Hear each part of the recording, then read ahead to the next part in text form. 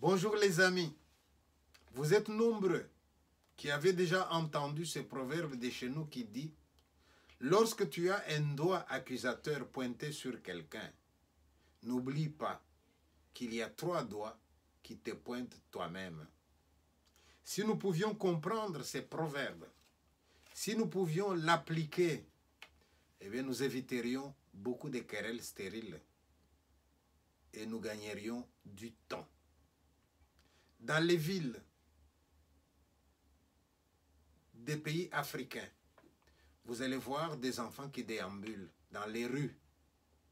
La nuit tombée, tous ces enfants ne rentrent pas à la maison. Il y en a qui dorment au marché, il y en a qui dorment à la Belle Étoile, il y en a qui dorment sous les magasins. On les appelle les enfants de la rue. Ces enfants-là, si vous leur demandez pourquoi ils sont là, eh bien, ils ne sont pas tous des orphelins. Mais il y en a qui vous diront qu'ils sont mieux à la rue qu'à la maison. Mais vous avez aussi une catégorie de ces enfants-là qui ont été accusés d'être des sorciers. Je voudrais vous parler donc de 2 situations. La première, une jeune fille de plus ou moins 9 ans, elle s'appelait Kyungu. C'était une orpheline de père.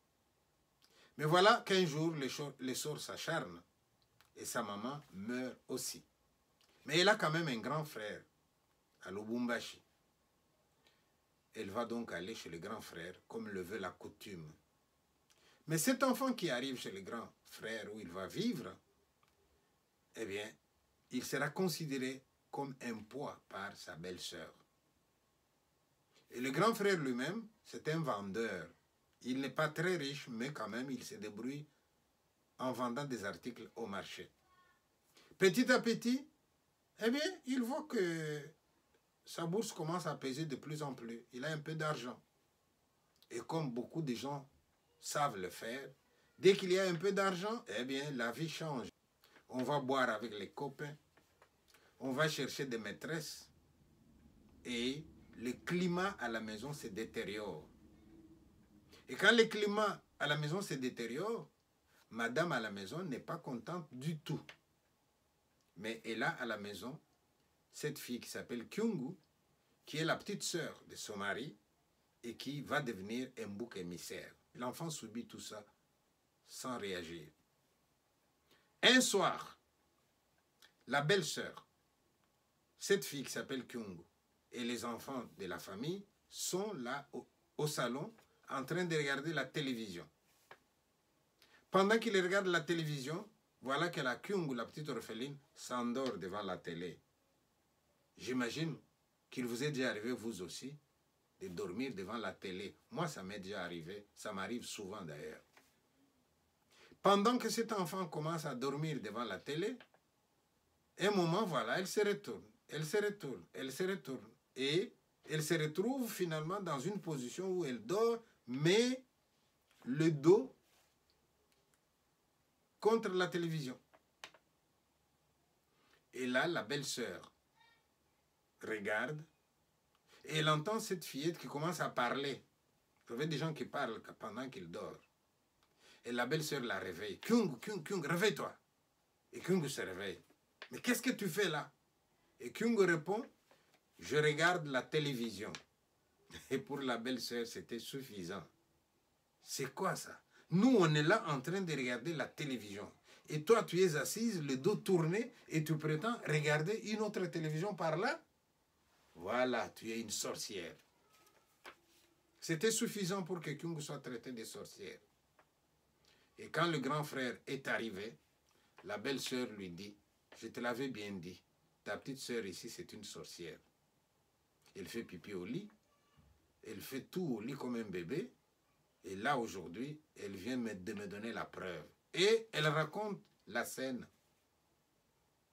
Mais l'homme, lâche qu'il était, qui avait déjà bouffé tout son argent, qui craignait un jour de devoir s'expliquer devant sa femme, saisit l'occasion et dit oh, « Je comprends pourquoi je n'ai pas d'argent, moi.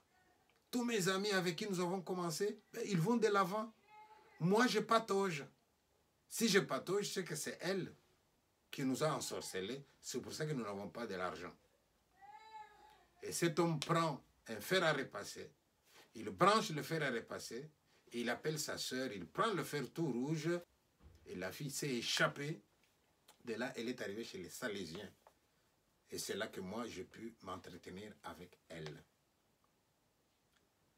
Voilà le fameux proverbe, qui veut noyer son chien l'accuse de rage. Mais je n'ai pas encore conclu.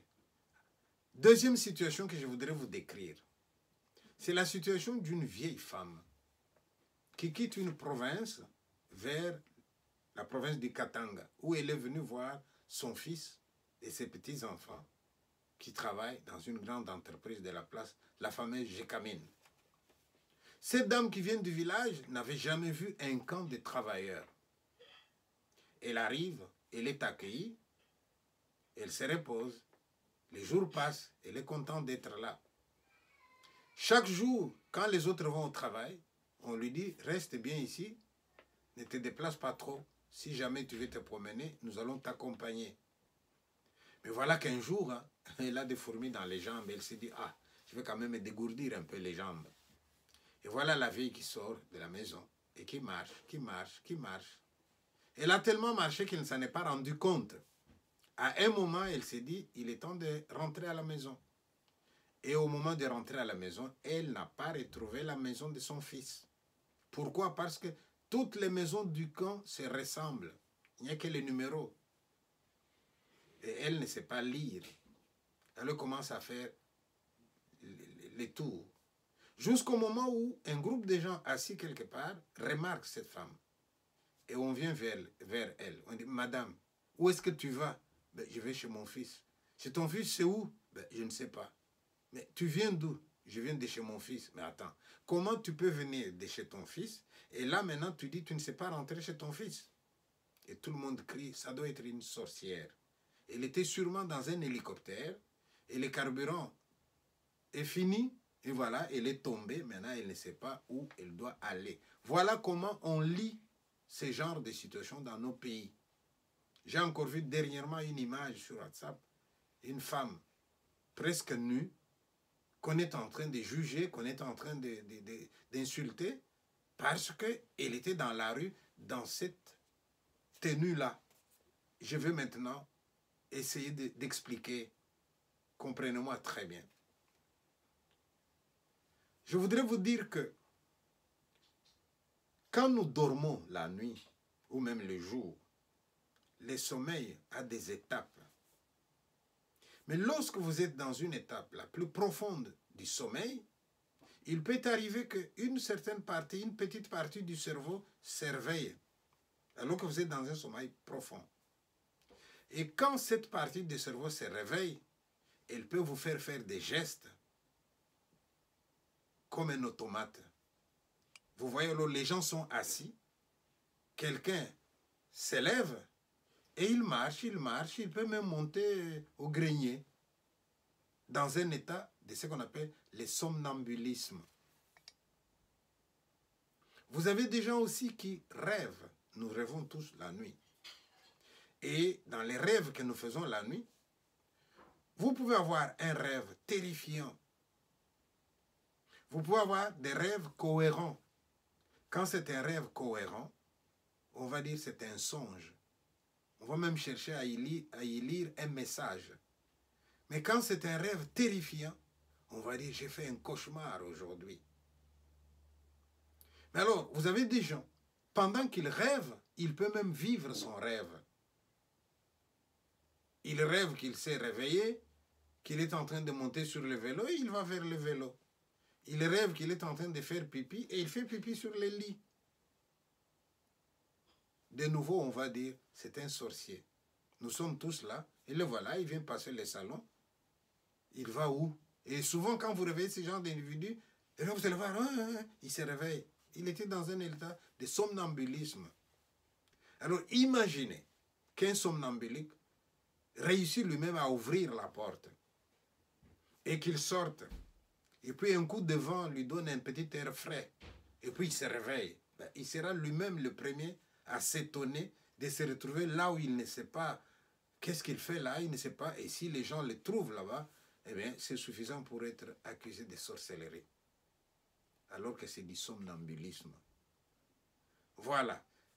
Mon message d'aujourd'hui consistait à chercher à expliquer ce qui nous semble inexplicable, d'accord. Mais là où il y a une explication plausible, prenons-la d'abord et voyons ce qui reste. Ne l'oubliez jamais. La science a pour mission de réduire la part du mystère dans la nature. Quelque chose nous semble mystérieux, c'est tout à fait normal. Mais maintenant, nous appliquons à cette chose l'intelligence, la critique, et nous en faisons une lecture. Mais du moment que nous pouvons comprendre déjà une part de ce mystère-là, nous diminuons le mystère. Et nous allons continuer. Peut-être que tout le mystère va nous sembler plus tard quelque chose que l'on peut comprendre. C'était ça le but de l'émission d'aujourd'hui, pour vous dire, lorsque vous avez un doigt accusateur pointé sur quelqu'un, attention, vous avez des doigts qui vous regardent à votre tour. Se réveiller la nuit, parler, ouvrir la porte, sortir en pyjama ou dans une tenue légère, se réveiller dehors, ce n'est pas forcément de la sorcellerie, c'est peut-être du somnambulisme. Alors, je vous remercie d'avoir écouté. Et si ça ne vous dérange pas, nous allons terminer encore avec une danse que j'ai enregistrée en Guyane française. Si vous avez aimé, n'oubliez pas de vous abonner, de liker et de partager. Ciao.